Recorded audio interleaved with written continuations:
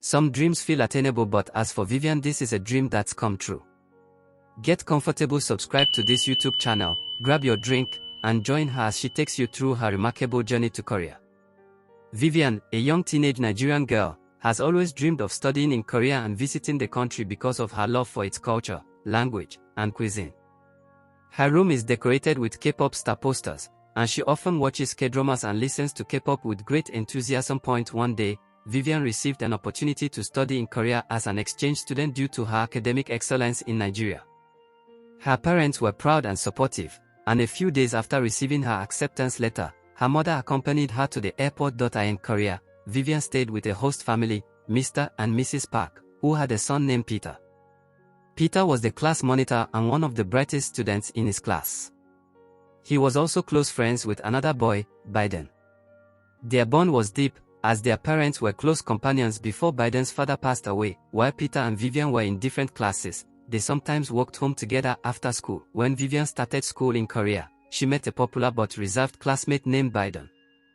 He was her seatmate and was known for his handsome looks, which attracted the attention of both girls and boys. However, Biden was distant and rarely spoke to others, making him seem unapproachable. To make matters more complicated, Biden had previously dated Clara, a bully who led a group of mean girls in the class. Clara, along with her two best friends, often picked on others. On Vivian's first day in class, Biden's cold demeanor made it hard for her to connect with him. Even though they sat next to each other, Vivian tried her best to start conversations, but Biden barely responded. He often rested his head on the desk, and Vivian had to knock on the table just to get him to move when she needed to pass by. Despite these challenges, Vivian remained hopeful and embraced her time in Korea. She explored Seoul, tried various Korean dishes, and visited landmarks like the Han River, where she took pictures and enjoyed the scenery. Even though she hadn't made any companions yet, she cherished her dream of studying in Korea and was determined to make the most of it. One day, Vivian and Biden were paired together for a group assignment by their teacher. Initially, Biden barely contributed, leaving Vivian to shoulder most of the work. However, Vivian was determined to succeed and took the lead. Over time, this assignment became a turning point in their relationship. During their discussions, Biden began to open up to Vivian. He revealed that he was struggling with personal issues, including immense pressure from his mother to be perfect and live up to high expectations after the loss of his father, whom he deeply loved. As they worked on the project together, Vivian and Biden grew closer. Vivian started spending time with Biden, and this didn't go unnoticed by Clara. Clara, still jealous and bitter over her failed relationship with Biden, began targeting Vivian with threats and harassment. One day, Clara cornered Vivian and called her names, mocking her for thinking Biden might be interested in her. To Vivian's shock and frustration, Biden walked past the scene without intervening. Though Biden remained cold to Vivian in class, he acted kind and caring whenever he visited her at home. This confused Vivian and left her feeling hurt. Why didn't Biden stand up for her when she was being bullied?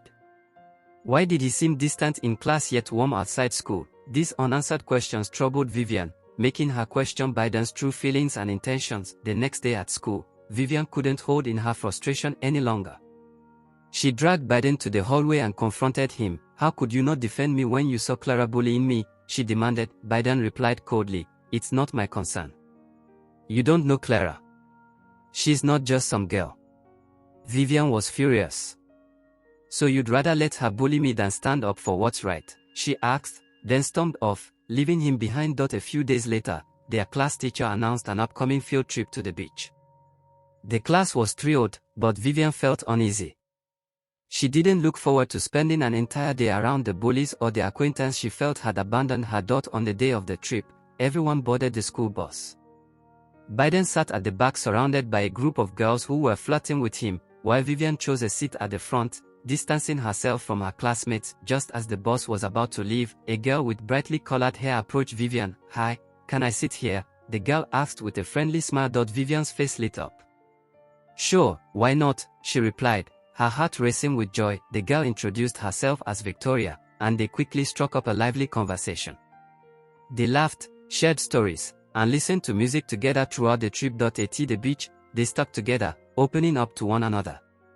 Victoria revealed her fascination with Africa and asked Vivian all about Nigeria, its food, culture, and traditions. Vivian was delighted to share, and Victoria said she'd love to visit Nigeria someday. On the ride back, Victoria and Vivian shared an earphone, listening to music and chatting, but their moment was interrupted when Biden approached them. "Victoria, can I switch seats with you?" he asked. Victoria hesitated but eventually agreed. Now sitting beside Biden, Vivian fell silent for a while. Neither of them spoke. "Why are you so quiet?" Biden asked. After a few moments, Vivian ignored him, pretending not to hear. Biden leaned closer and pulled her earphone away. "I'm talking to you, Vivian." "What do you want me to say?" she snapped. "Why are you so confusing? Sometimes you're cold and other times you're caring. Just why?"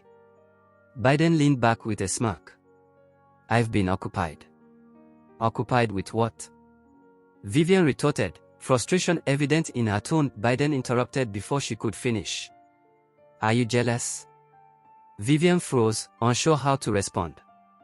Before she could say anything, Biden put his headphones on and leaned back, pretending to sleep. Vivian glanced at him occasionally during the ride, convinced he was only pretending. The trip back felt like the longest ride ever. The next day, Clara cornered Vivian in the hallway and bullied her again. Furious over seeing her and Biden together on the bus, Biden walked by visibly angry at Clara's behavior, but he still didn't step in to stop her. Vivian noticed him walking away, their eyes meeting briefly, which only deepened her frustration. That evening, Vivian went straight to her room, avoiding everyone, especially Biden, who often visited his friend Peter. Hours later, she heard a knock on her door. She opened it to find Biden standing there. "What do you want?" she asked curtly. Biden gently pushed the door open and stepped inside. "I'm sorry," he said. "I should have defended you. I promise I'll stand up for you from now on. If Clara or her companions bother you again, let me know. I'll take care of it." Without waiting for a reply, he left. That night, Vivian replayed his words in her head. Does he really mean it? What changed his mind? She wondered. "I thought Clara wasn't just some girl." The next day during gym class, Vivian, Victoria, and a few other students were watching a handball match on the school field. Biden was playing, his athleticism and skill drawing everyone's attention. Vivian couldn't take her eyes off him, admiring the way he moved with ease and confidence. Victoria nudged her playfully. "You've been staring at him since we got here," she teased. Vivian blushed, trying to hide her embarrassment. "I wasn't staring," she protested, though her eyes betrayed her. Victoria chuckled. "Sure, keep telling yourself that." Vivian replied, "I'm not. I'm just watching the game."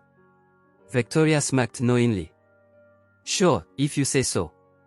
Meanwhile, Clara noticed Vivian staring at Biden and glared at her. Seizing the moment, Clara tried to throw a ball at Vivian, but before it could hit her, Biden appeared and caught it just in time. Standing beside Vivian, he asked, "Are you okay?" "I'm fine," she replied softly. Biden then turned to Clara. "If you pick on her again, you'll only embarrass yourself," he warned. Clara stormed off the court, fuming with anger, while Biden turned back to Vivian. "Wait for me after the game. I'll walk you home," he said before jogging back to rejoin the match. Later, as Biden walked her home, Vivian couldn't help but steal glances at him. She was still surprised by his actions earlier. "He's such a kind boy," she thought to herself. 2 days later, it was the weekend. Emma and Mrs. Park invited Biden and his mom over to celebrate winning a major contract. The small gathering included Biden, his mom, Peter, Vivian, and the Parks. They shared a lovely meal together, laughing and celebrating. Later in the evening, Vivian video called her mother from her room. Just as she was about to end the call, Biden walked in. "Come with me," he said. "Where are we going?" "Am I getting a wedding proposal?" she teased, making Biden laugh. He let her outside, and they spent the evening playing games, singing karaoke, and enjoying dinner at a cozy restaurant. Just as they were about to leave, something magical happened. Snow began to fall gently from the sky. Vivian's eyes lit up, and she rushed outside. "Is this snow?" she asked excitedly. Biden smiled. "Yes, it's the first snow of the year." Vivian held out her hands, letting the snowflakes land on her palms. "This is the first time I've ever seen snow," she exclaimed joyfully. Biden watched her, smiling at her childlike wonder. They played in the snow, laughing and throwing snowballs at each other. It was a night Vivian would never forget. The next day at school, the students were abuzz with excitement as they spotted a prom poster. Vivian, feeling shy but determined, approached Biden. "Will you be my prom date?" she asked. Hesitantly, Biden hesitated. "I don't really like those kinds of parties," he admitted. Vivian's heart sank, but before she could respond, he added, "But I'll go for you." Her face lit up with happiness. "Thank you," she said. Vivian and Victoria spent the next day shopping for the perfect prom dress. When the night of the prom arrived, Biden was stunned to see Vivian. She looked breathtaking in her dress. "You look beautiful," he said. "And you look handsome," she replied, her cheeks flushing. They danced together, enjoying each other's company. But the night took a turn when the principal announced Biden and Clara as prom king and queen. Vivian's heart sank as she watched them dance. Unable to bear it, she ran outside, tears streaming down her face. Victoria found her and wrapped her in a comforting hug. "Forget him, Vivian. Let's go back inside and enjoy the party. Show him you don't care." Vivian wiped her tears and nodded. Together they returned to the dance floor, laughing and having fun. Biden noticed Vivian laughing with Victoria and decided to give her space, unsure whether he should approach her or let her be. The following week, one of their classmates, Juno, announced his birthday party at a poolside venue and invited the entire class. "I hope you'll come," Victoria said to Vivian. "You deserve some fun." Vivian hesitated but eventually agreed. "Okay, I'll go to the party." Everyone was holding glasses of wine and mingling. When Clara saw Vivian, she walked up to her and poured her drink all over Vivian's dress. "Oh, I'm so sorry, that was an accident," Clara said mockingly. Embarrassed and upset, Vivian rushed out of the room. Victoria quickly followed her to the bathroom to help clean her dress. Meanwhile, Biden saw what happened and stormed over to Clara. "Clara, if you ever pick on my girl again, I'll make sure you regret it," he said angrily. Clara's jaw dropped in shock but her face quickly twisted into anger. "That was an accident," Clara stammered. Biden shook his head. "I know it wasn't. You did it deliberately," he said firmly, glaring at her before walking away. After that day, Biden stopped speaking to Vivian. He no longer visited her house or called her, and the silence between them grew heavier. Vivian missed him deeply, longing for the good times they had shared. A few days later, Vivian went to a mart to get some groceries. Peter hadn't returned home yet, so she went alone. As she left the store, rain began to pour heavily. She waited for a while, hoping it would stop, but eventually decided to walk home in the rain. As she walked, feeling the cold drops soaking her, she suddenly felt something cover her. A hand gently touched her shoulder. She looked up and saw Biden standing beside her, holding an umbrella over her. "How did you know I was here?" she asked, surprised. "I saw you at the mart buying groceries," he said in a soft voice. "I wanted to pay first, so I couldn't follow you immediately, but I thought you might need this." His face was warm and kind. "Let me take you home." Vivian hesitated but eventually nodded. They walked home together in silence at first, the sound of the rain filling the quiet. Finally, Vivian spoke. "Thank you for what you did at the pool party and for this." "You don't have to thank me," Biden replied. Vivian hesitated before asking, "Then why did you ignore me all these days? Why didn't you come to our house anymore?" Biden sighed, his step slowing as he turned to her. "I didn't want to see you hurt," he admitted. "I also missed you. I missed us. But seeing you in pain because of Clara made me feel helpless. You're so kind and strong, and it makes me want to do better." Vivian smiled softly. "You don't have to be perfect, Biden. You just need to be honest." He didn't reply but shifted the umbrella closer to shield her head from the rain. They walked the rest of the way home, the silence between them now filled with understanding. 2 years passed in Seoul, and Vivian found happiness not just in school but in the friends and love she had discovered. Yet, as her time there drew to a close, the thought of leaving filled her with dread.